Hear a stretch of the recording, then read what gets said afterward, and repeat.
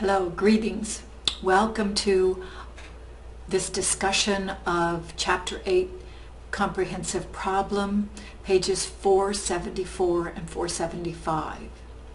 Now, in class on Wednesday, I tried to have a discussion that expressed my perception that you were not as skillful in journal entries and as I would expect you to be from the quality of the homework you'd been sending in to me, that you'd been posting and I'd been grading. And your counter to that was you thought you were ready and that we could move on from writing journal entries and go on to the next part of the accounting process. Reason people can disagree, and I must say I do not share your perception, but it is nonetheless your perception. It's your reality. So you feel ready to handle journal entries, and I'm going to let you win in this one. I'm going to let you say that you're ready, and I will work with you on your perception that you're ready. I do want to say to any of you who find you can't do the journal entries as skillfully as you might feel you need to, or you get into a situation where you can't figure something out, you're welcome to send me an email. You're welcome to come by my office. You're welcome to come to office hours. You're welcome to ask in class. Whatever would help you get over any rough spots in journal entries. So you can see on the screen here that here's the comprehensive problem from Chapter 8, Pacilio Security System again. Now we're doing the general journal for 2018. We're moving right straight through in those years. And so as we look at this particular one, it says to us the trial balance of Pacilio for January 1, 2018 is given with the following normal balances. Now, you are finishing comprehensive problem for Chapter 7 this weekend.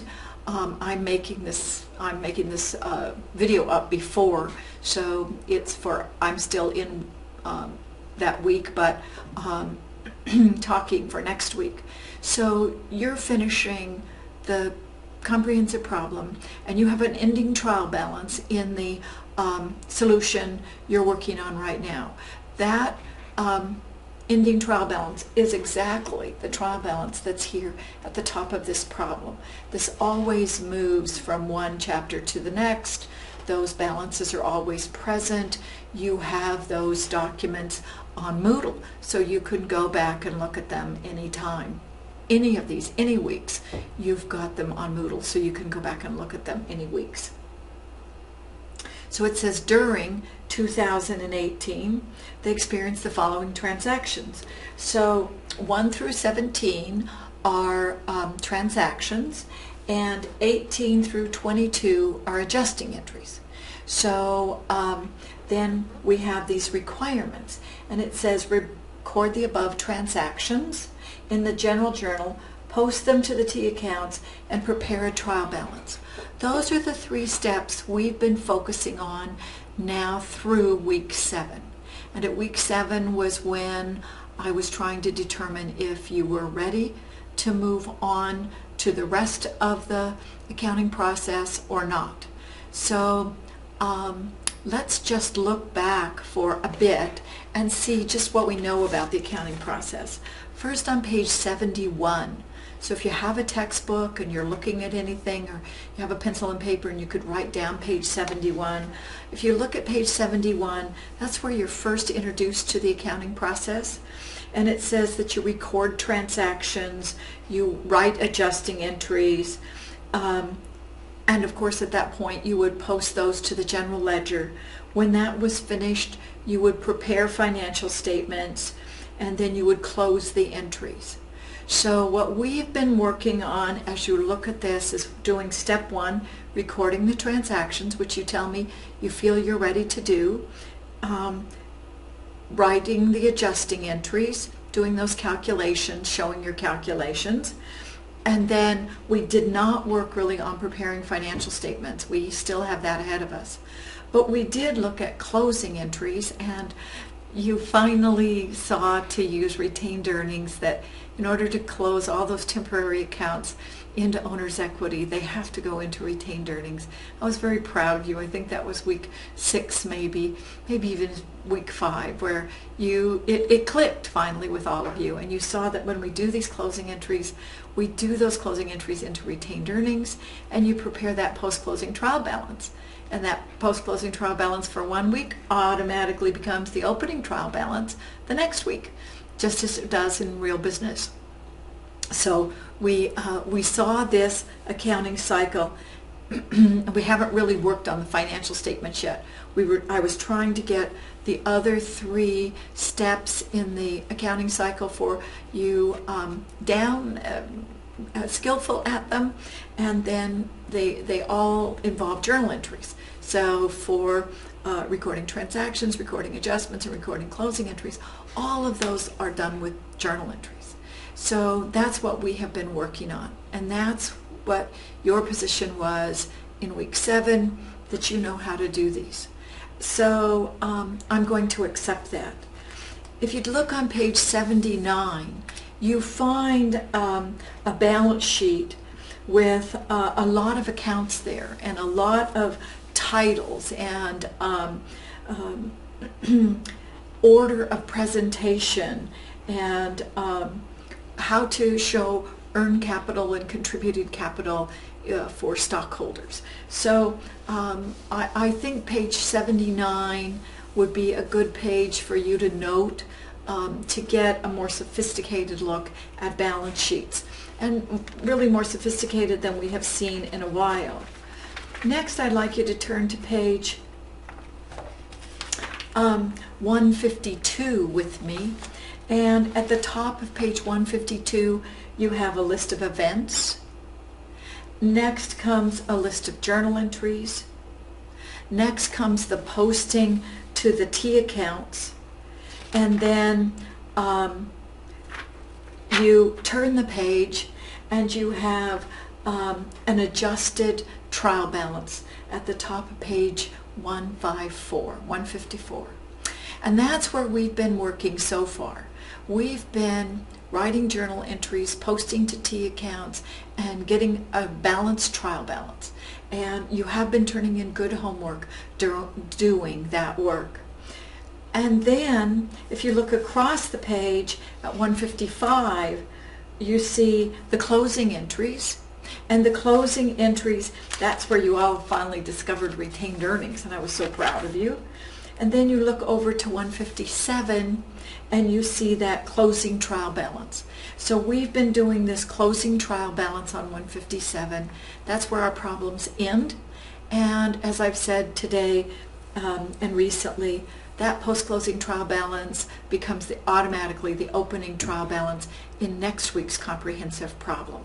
So you are comfortable with these closing entries and with these with the trial balance, the post-closing trial balance. So after this adjusted trial balance at the top of page 154, you then have an income statement on 154. You have a statement of change in owner's equity, you have a balance sheet, and you have a statement of change in owner's equity. So those are the 4 financial statements that are our next focus of attention. So now we're going to turn our attention to preparing these financial statements, building them off of the trial balance, the first adjusted trial balance. Now, I gave you that page to see a much fuller balance sheet than this one, many more accounts, many more headings, but so that they could help you begin to write those statements. I also told you in class at one time to look at page 208 and 209 for alternative views of income statements. So you have an income statement in Exhibit 3.5 on page 154. You have one in 4.1 on page 208, and you have one in Exhibit 4.1 continued on page 209. So as you look at those samples, they can be points of reference for you when you make up your financial statements. You can look at these various places I've told you, and you can make up your financial statements. Don't forget that also in the Moodle classroom, I have been showing you these financial statements every week. The most we've done is maybe you put in a headings one time, or maybe you entered a group of accounts at one time, or maybe you added together some totals at one time, but we never focused a lot of concentrated attention on financial statements. We were concentrating our attention on reading events, transactions and adjustments, entering those into the general journal, posting them to the general ledger. So I want to show this to you now. Right here in front of me is the solution to Chapter 8. And so what we've been doing is we've been making these journal entries. Remember that the events are numbered, the debits are written flush to the left-hand margin, the credits are written on the second line, slightly indented, the debits are all in the left-hand column, the credits are all in the right-hand column, and down here at the bottom of the page, you put down your calculations. They don't go up into the journal, they go down here to where we can see them. And so there's many places where you've seen those. So here we have another page of journal entries, and really even this supplies right down here would be much better presented at the bottom of the page and not be up there in the journal. And so then we have these final entries, which I can tell are all adjusting entries because none of them involve cash. And so they're all distributing mixed balances between an income statement account and a balance sheet account for the very same subject, such as rent. Then there are all of these calculations down here for equipment and for rent and for depreciation and the various bad debt expense and the various in-depth lessons that you've had throughout the class thus far. And so you should be writing your entries, down at the bottom of your sheets below your journal entries. So this is what you're convinced that you do well, and I'm accepting your position. Reason people can disagree, this time I'm going to be wrong and you're going to be right. So then, after we wrote journal entries, we learned to enter the transactions into the general ledger T accounts. So it's set up with the accounting equation, assets, liabilities, and equities. It has all the assets down the left-hand column, all the liabilities in the middle, and all the contributed capital here at the top with stock, and then all the earned capital coming down after retained earnings, dividends. And then at the very bottom, it has gains and losses on fixed assets, which are non-operating incomes, but they're nonetheless, these were realized sale of land or a realized sale of a piece of equipment. That would go down here with these gains and losses. After you have entered all of these, I'm going to come back up to cash just so we can look at that one because it has a lot of activities always. Remember, these all start with a beginning balance. If there is one in the trial balance, you put in that beginning balance. Then you put in the transaction event number, and then you put in the debit or credit next to that on the same line, so that you would be totaling then these accounts. Assets increase with debits, therefore their normal balance is a debit. Therefore, their normal balance would be on the left-hand side. Liabilities increase with credits. Therefore, their normal balance is a credit, the way the account increases. And so their balances would be all on the right-hand side of the T account. Equities all increase with credits, so their normal balance is a credit. And their ending balances are on the credit side, the right-hand side. Dividends are a contra equity, so they run contrary to the equity. Their normal balance is a debit, so you'd find their balances on the debit side. Sales and revenues are equity accounts, income increasing equity.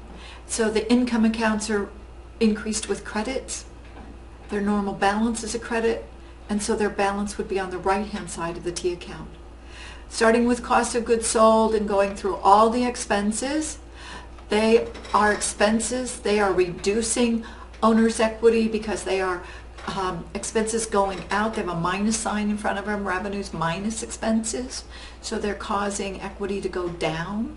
So they're increased with a debit because they're causing equity to go down. So they're increased with a debit. And then the balances will all be debit balances.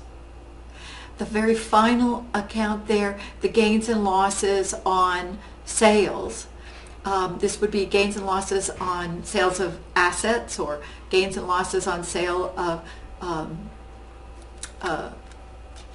holding gains and losses. These would all be on assets. The gains would be incomes, so they would be on the right-hand side. If they're losses, they would be increased with a debit, and so they would be on the left-hand side. So with that quick review of posting to T accounts, then you prepared this trial balance. And I got many trial balances that looked just perfect, just like this one.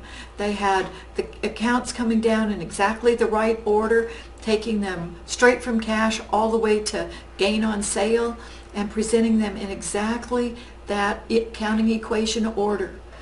The debit accounts were on the left-hand side. The credit account balances were on the right-hand side. We totaled them up and they equaled. So through to this place is where you feel confident that you can do that work. And I'm going to trust you in that, and we're going to go forward. So now I'm going to skip ahead just a minute too. Now, we had closing entries, which were also journal entries, the last part of the accounting, and we closed the revenues, we closed the expenses, we closed the dividends. They were all closed to retained earnings. We posted those accounts, and all these temporary accounts, these expenses and revenues and dividends were all closed. They all went to a zero balance. The permanent accounts, the assets, the liabilities, the stockholders' equity, the contributed capital, and the earned capital, those were all left open, so they have balances. So then they appear on the closing trial balance. So if you want to double check me, this is the closing trial balance for Chapter 8. Go look at the opening trial balance for Chapter 9. See if it doesn't look just exactly like this, because it's just exactly what we've been preparing every week. So you know how to do these 3 steps, and I appreciate that. And I'm honoring your position and honoring your statements to me. So now we're going to focus our attention on the financial statements. So here are the financial statements. We're going to start with the income statement, and you're going to take the accounts from the revenues and the expenses and the gains and losses, and you're going to enter them here in the income statement account. To help you out, I left in these lines when you're doing math, so you know that you're signaling to the reader that there's a math function going on there. I know some of you were not remembering to put those in, so this will help you to maybe see them stark against this gold and yellow and say, oh, okay, that's what she was talking about. And then we're going to want to begin here to put the accounts into these income statements. Remember that we always put the company's name at the top. The income statement is in red to signal to you that's what you're doing this time.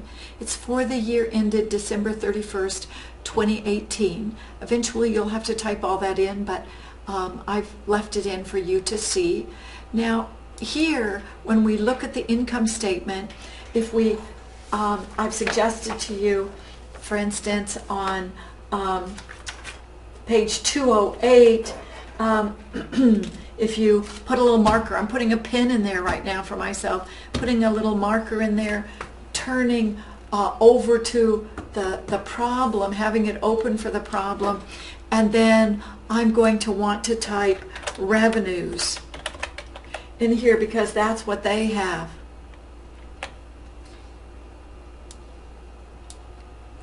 And that's my header for what's going to be underneath here.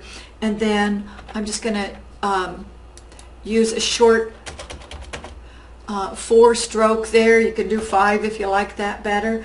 And I'm going to think about what were their revenue accounts. So I'm going to take this, I'm going to go up to these accounts, and now the first, there's retained earnings and dividend and alarm sales. So one of the things I can do is take my alarm sales, and I can actually copy that and come down here and paste it in, or I can type it in. So there's the alarm sales. Now the next one, whoops, went a little too far there. The next one here is monitoring services revenue. Monitoring services revenue. So I could come down here and type monitoring services revenue.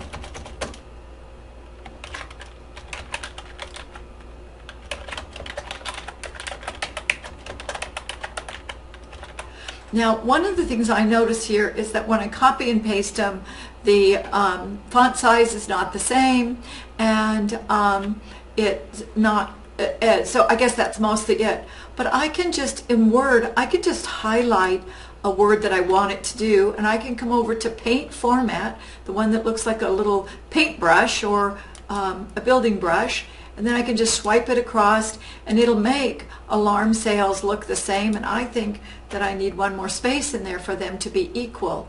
Now, those are the two account names, and I come back up here, and I look at the amounts. And so alarm sales were $66,700 and $86,000. So I'm going to put in $sign because it's starting a line, and it's $66,700, and then it is $86,000. So I'm going to put both of the, oops, didn't mean to do that. I have it, oops.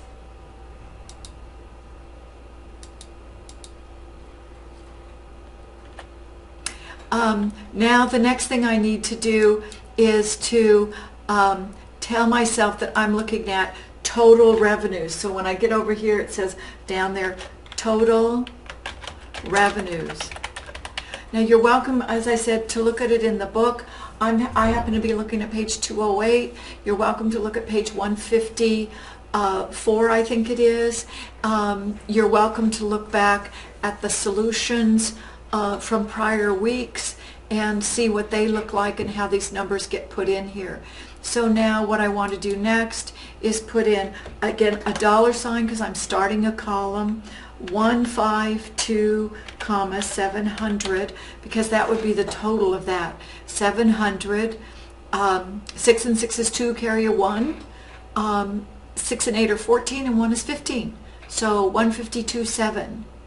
And then the next I'm going to have, the next expense I'm going to have here is cost of goods sold.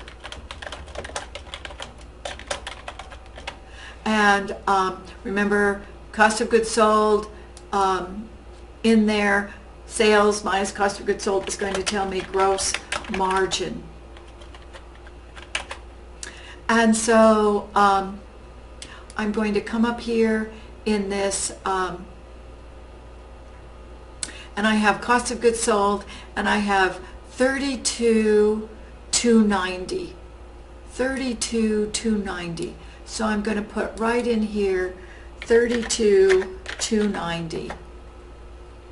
And I have to take that 0 out and make it a comma. 32,290.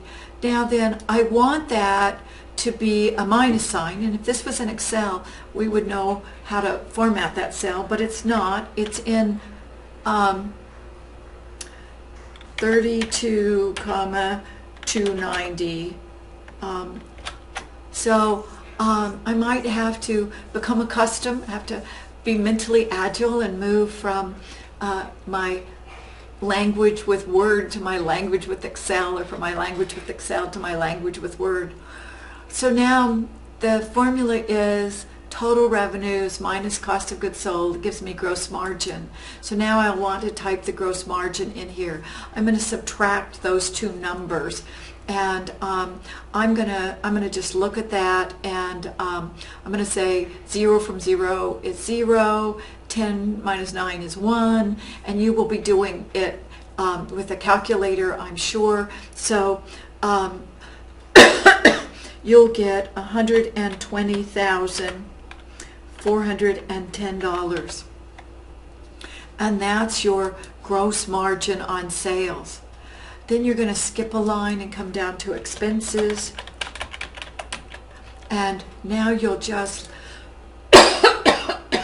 list the expenses as they come. So we're indenting 5. And when I look at this trial balance and I get down here, the first one I have is advertising expense and rent expense and cash over and short. And I'm going to just try something here in front of you and see how it works. Let's try copying, and let's try pasting. Now that didn't work very well because I brought the table with me. So I'm going to undo that one, and I'm going to try something else. I'm going to try putting it in keep the text only. So there's the text only.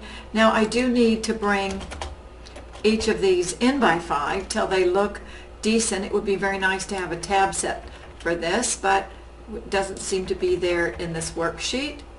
And I don't have to type all of those in. I just have to make sure that they're all present. You can type them all if you want to. Oops. You can see what I'm doing here.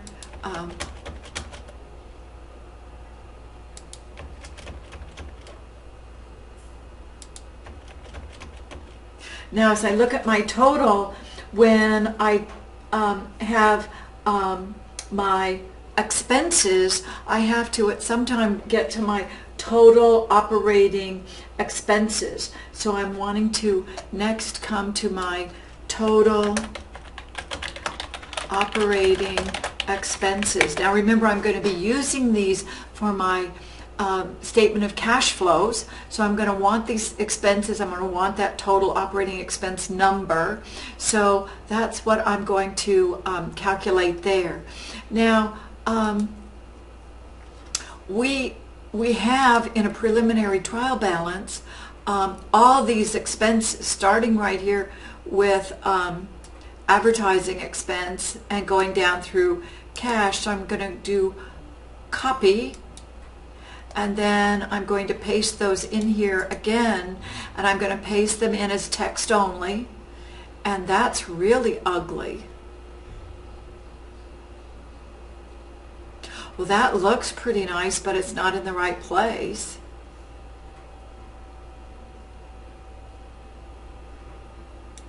I don't know if this is going to work. Let's just try one more thing here, see what we can do. Suppose we can grab that and pull it up and put it in there. Nope, it doesn't look like it's going to let us do that. So we might have to type each one of these in here as we go. But you get the idea of what I'm talking about, of putting them all in there. And then we will get our net operating income. then we will get our non-operating income, and that's our gain or loss on the sale of the land, and then we get our net income. So that we pull this all together. I'm going to take out what I've done here because it doesn't really seem to be working well for you. So working well for me either. So working well, but you can see how you type all of that in there, and we have that all of those expenses to include.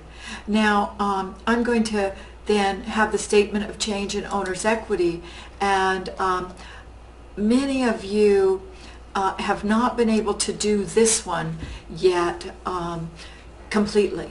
So I'm going to encourage you to look at the book. Now this would be on page 154, and it's exhibit 3.6, and it has all these beginnings and pluses and endings and all of that sort of thing.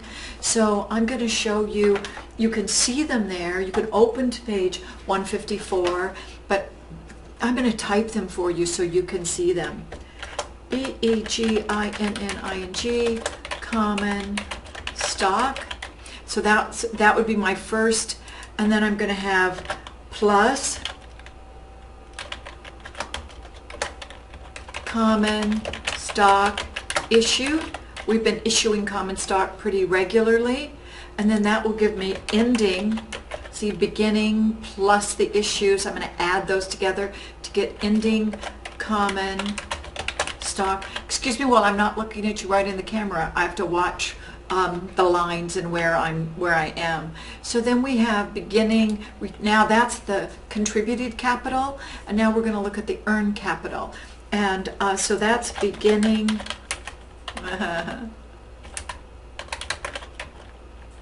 retained earnings, and then excuse me, plus net income. Remember, that comes right down out of the income statement, and then less dividends to get ending retained earnings. Now I just want to turn to that page again and show you. I'm going to try to hold it up in front of me actually. So it's this table right here. Here's the income statement that we were just working on. Here's this is this table right here for statement of change in stockholders' equity is this one right here. And so I have those amounts, and you just type those words exactly as they appear on the page. So for those of you who aren't able to complete these statements, please look at this page and follow it and these exhibits and get these account titles and their order and the pluses and the minuses. So then I have ending retained earnings, and then the last thing I'm going to need is total stockholders, and it's plural, equity. So there's more than one stockholder, so it's plural possessive, total stockholders' equity. Now then, this beginning owner's equity will come back up here, and we'll look at these T accounts, and beginning stockholders' equity had $50,000 in it. I'm going to pull that up just a little bit. Right there, the balance was $50,000. So that's the amount we're going to need for this beginning stockholders' equity. It's going to be dollars 50, comma 1, 2, 3. Whoops, except it's dollars, not percents. Dollars 50, 1, 2, 3, and then common stock issued. Now this particular week there wasn't any common stock issued, so that's a 0. I just looked up there. Remember, we just looked up there and we saw that there was no changes in common stock equity right here. There's no more additions, so that's 0. And then we're going to sum ending stockholders equity. I'm going to put that right over here, and it's again the first item in a list, so we put a $sign in front of it. And then, so that tells us ending common stock. And then now we want to look at retained earnings, so we want to see what the beginning retained earnings was, and it's right here. It's 75,894. I'll pull that up just a little bit better so you can see it. 75,894 right up there. And so I'm going to pull that down.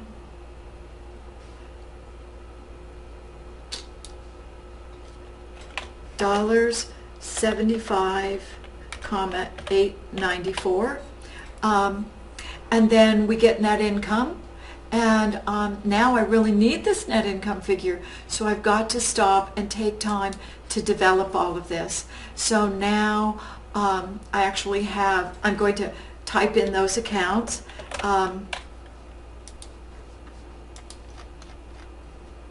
And they are expenses. All these things I'm doing. And then I've got to get these expense names, and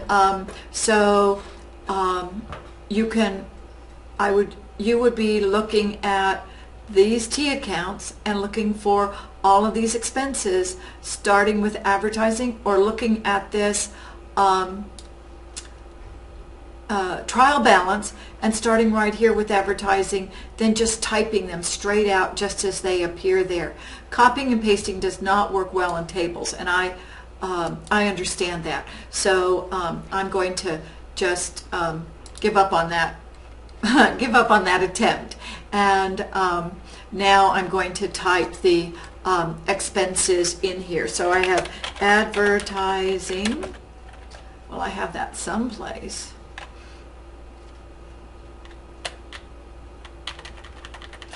I'm sorry, I typed it in the wrong place. I need it over here where you can see it. Advertising expense.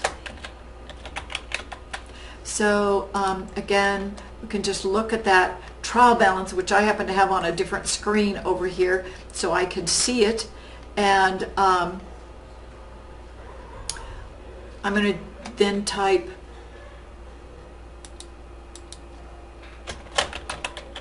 credit card expense.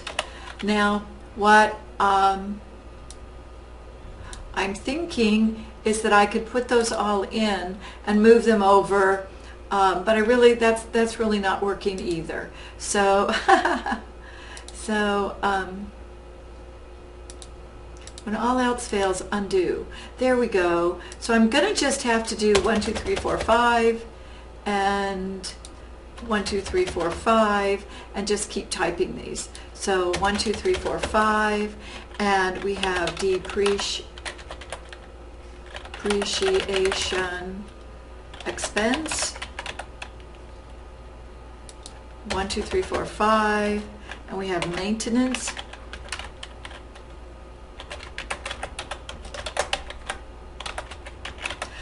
This is Word, so if you misspell anything, look back and you'll see it, or you can run the spell check on it. Office supplies expense. 1, 2, 3, 4, 5. Rent expense. 1, 2, 3, 4, 5.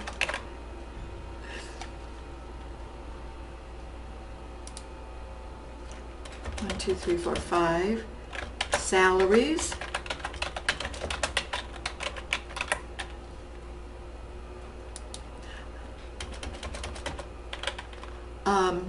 Supplies. Oops. Need another vowel there, Vanna.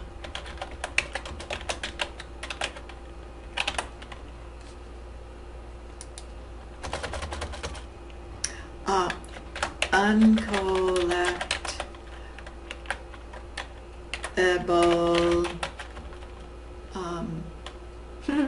We needed an I, but I don't need two of them. Accounts expense. and utilities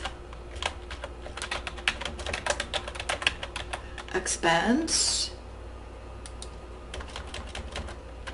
and cash over and short. That's our last expense. And then we have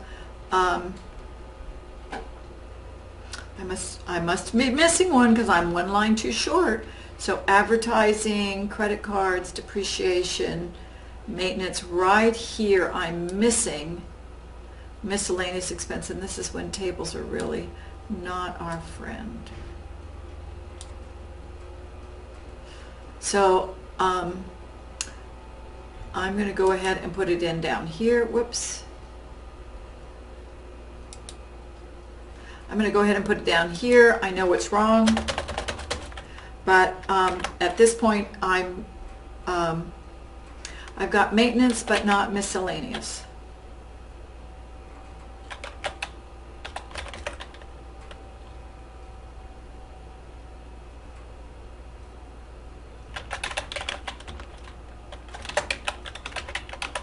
Now I'm going to put that number in right now while I'm looking at it, and it's $11. So now advertising expense is our first expense, and it's the first in this column. So it's going to start with a dollar sign. We're going to have a dollar sign, 12, 500, and then we're just going to come down line by line, 1440.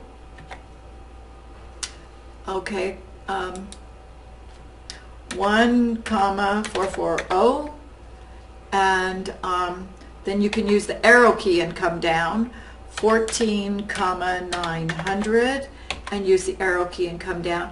Now I'm at that maintenance, which is 45, and come down. I have the miscellaneous down below, so now I'm going to do the office supplies at 28, and I'm going to do the rent expense at 9,600, and I'm going to do the salaries expense at 53,500.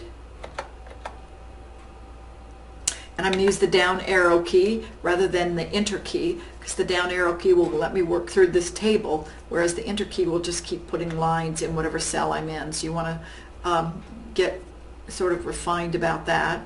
370 down for supplies, and uncollectible account expense 3,501 and down 1, and utilities expense 6,800 and down, and cash over and short is 4. So then that will give me my total operating expenses. And that, if I added those all up to get my total, I'd get 102,699. And then the next thing I would have to do is get my net operating income. And so to get my net operating income, I would have this revenue up here at the top where the gross margin is, and these expenses for operations, and then I would get the difference, which is 17,711. And then after net operating income, I have non-operating income, because this is not operating income, and it is 1, 2, 3, 4, 5 gain on sale of land, and that gain is $8,000. So now I have net income. So my net income is 17,711 plus 8,000 to get. Now I'm getting a total, so I want a dollar sign, 25,711. So now that's the net income figure that I need. That's what that should look like. That's the net income figure I need down here for plus net income. So I'm going to do 25,711 for my net income. Now I need to go back and look at that dividend to see how much was paid in the dividend. And according to the trial balance, it was 10,000. when you start working with these financial statements, you can really see why a trial balance is so helpful. First of all, you wouldn't want to do all this work with numbers that didn't balance. So you have to do that trial balance to flush out all of any discrepancies or mistakes or errors or oversights. And so you make sure that the debits and credits equal one another. Even if they're wrong, as long as they equal, you could find a mistake and correct it. And so we look at that trial balance, and then we look at the trial balance, and we can use the numbers straight out of the trial balance without going back to those T accounts every time.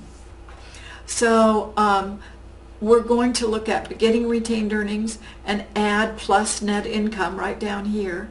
Add plus net income, then subtract out the dividends, and we'll get the ending retained earnings, which is 91,605. And we're going to use the arrow key to come down.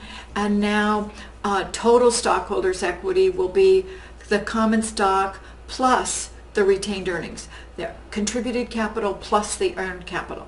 This is where contributed capital and earned capital really come in nice juxtaposition, where you can see a contrast between them.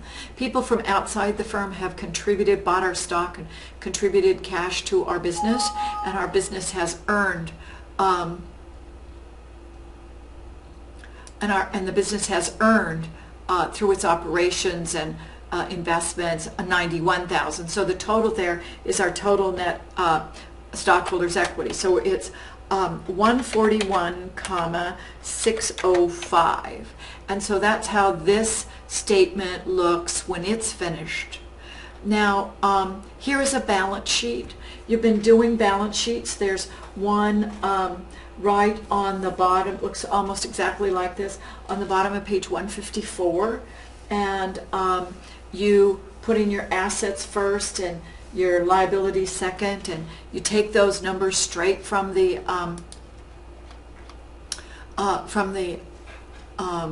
trial balance. So I'm not going to finish this one for you today. I'm going to let you do this one, because basically I have given you the answers to the first two sets of balance sheets. Now basically you're going to want to start out with assets and list the assets, and then this is going to be the total assets down and in here, and then you're going to want to do the liabilities and get the total liabilities, and then you're going to want to do the stockholders' equity and bring those numbers from common stock and retained earnings for total stockholders' equity. And then remember, you need liability totals and you need stockholders' equity totals, and you add them together, and then you get total liabilities and stockholders' equity. And that's why it's called a balance sheet, because the total assets have to equal the total liabilities and stockholders' equity. Now, I'm not giving you the cash flow statement this week because we really haven't worked on that. Well, I am going to give it to you next week. So I'm telling you with plenty of time in advance. You might want to work on this one. You might want to look at those footnotes and see how they're derived. You might want to think about some of these transactions. You've been reading the chapters, and throughout the chapters they tell you every time what's happening with cash flow statement, cash from operating activities, investing activities, and financing activities. So I'm not giving you this the first week, but I will be adding this one, and next week you'll be preparing all four of them. So I want to keep that in mind. I'm sorry, it knows I want to change the color scheme, so it keeps asking me if I'm ready to do that, and I'm not. So that's my presentation on comprehensive problem 8 for this chapter, and we have a big Excel problem, so this will be a little bit easier, a little bit better balance for you in the workload. And remember, if you have any questions, if you have, you can always write me, you can ask in class, you can send me an email, come by my office, come into office hours, whatever works well for you. So now, I guess I say, welcome to the world of financial statements. See you next week.